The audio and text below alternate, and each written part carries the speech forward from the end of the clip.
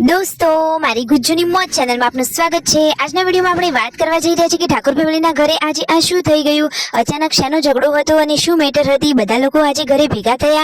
સંજયભાઈની જે ગામે ઝઘડો થયો હતો એ લોકો આજે તેમના ઘરે આવ્યા, પછી મેટર સોલ્વ થયો કે નહીં, આખરે મેટર શું હતો એ બધું જાણવા મળશે તમને આપણા આ વિડીયોમાં। મારી ચેનલ પર નવા હોય તો ચેનલને ફટાફટ લાઈક શેર એન્ડ સબસ્ક્રાઇબ કરી દો।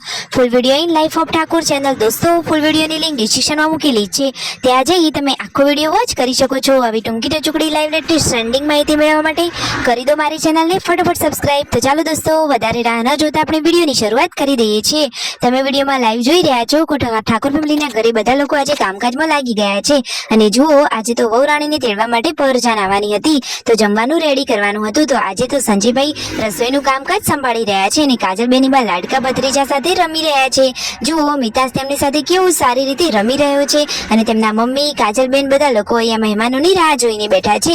તો દોસ્તો આજે તો વહુ રાણીને તેડવા મહેમાનો આવશે તો બધા લોકો અહીંયા તેમના ઘરે પણ આવશે તો કોણ કોણ લેવા આવવાનું છે અને તે કેવા તૈયાર થયા છે, કેટલા માણસો આવવાના છે અને આજે જમણવારમાં શું બનાવ્યું છે ને શિલ્પા ભાભીએ પર્સ ભરાઈને ક્યાં ગયા હતા બધું જ તમને આ વિડીયોમાં જાણવા મળી રહેશે। તો મહેમાનો માટે હવે રસોઈ તૈયાર થઈ ગઈ છે। જો રાકેશભાઈએ ટોકર ભરી અને પૂરીઓ તળી લીધી છે અને દોસ્તો મહેમાનો માટે શરબતનું કામ કરી રહ્યા છે કાજલબેની બા।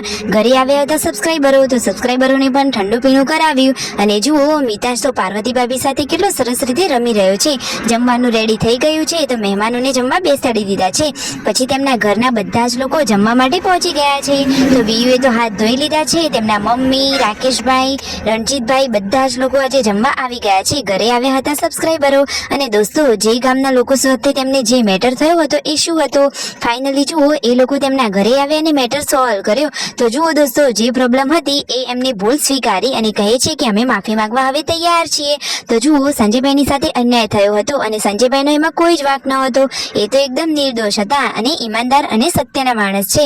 તો એમના સત્યની તો જય થઈ છે, એટલે કે જુઓ તેમણે સ્વીકાર્યું છે કે અમારી ભૂલ છે। તો એ સામેવાળા લોકો આજે ઠાકોર ફેમિલીના ઘરે આવી હાથ જોડી વિનંતી કરીને માફી માંગી રહ્યા છે। તો સંજયભાઈનો તો બિલકુલ વાંક જ નહોતો, ઠાકોર ફેમિલીના આ ભાઈઓ તો ક્યારે વાંકમાં આવે એવા નથી। વાત સાચી છે ને, તમને વાત સાચી લાગી હોય તો કોમેન્ટમાં અવશ્ય જણાવજો તમને આ વિડીયો કેવો લાગ્યો। જુઓ તે તો હજુ સુધી માનવા તૈયાર નથી, પછી તેમની ભૂલ સ્વીકારી અને માફી માંગી। તો દોસ્તો તમને આ વિડીયો જોઈને શું લાગે છે? જે લોકો ખોટી અફવા ફેલાવતા હતા એ ખોટી બધી વાતો છે, સંજયભાઈનો કોઈ જ વાંક નથી। સોશિયલ મીડિયા ઉપર જે ખોટી અને ખોટી ટીકાઓ થઈ રહી હતી એ બધું જ ખોટું હતું।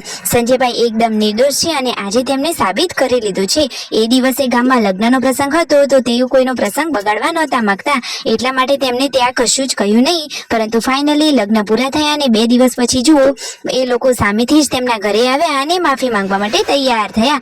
સંજયભાઈ કહે છે કે મારું કોલર પકડ્યો હતો, હું પણ લાફો મારી શકતો હતો, પરંતુ જુઓ એ કહે છે કે મને તો મારા ઘરના સંસ્કારે જ રોકી લીધા। તો ફાઇનલી જુઓ એ ઘરના બધા લોકો અને તેમના સગા સંબંધીઓ બધા લોકો અહીંયા ગાડી ભરી અને ઠાકોર ફેમિલીના ઘરે આવ્યા હતા। જે મેટર થઈ હતી એ બધી જ તેમને આ વિડીયોમાં જણાવી અને કહ્યું કે સંજયભાઈનો કોઈ જ વાંક નથી, અમારી જ ભૂલ હતી, અમે જ ભૂલ કરી હતી અને એ જે ભાઈ હતા એમના પપ્પા ડ્રગ્સ પીતા હતા એટલા માટે તેમને આ ખોટું પગલું ભર્યું હતું। તો ફાઇનલી હવે સંજયભાઈના સત્યની જીત થઈ અને બધાની સામે તેમને એમની ભૂલ સ્વીકાર કરી છે અને માફી માંગી છે।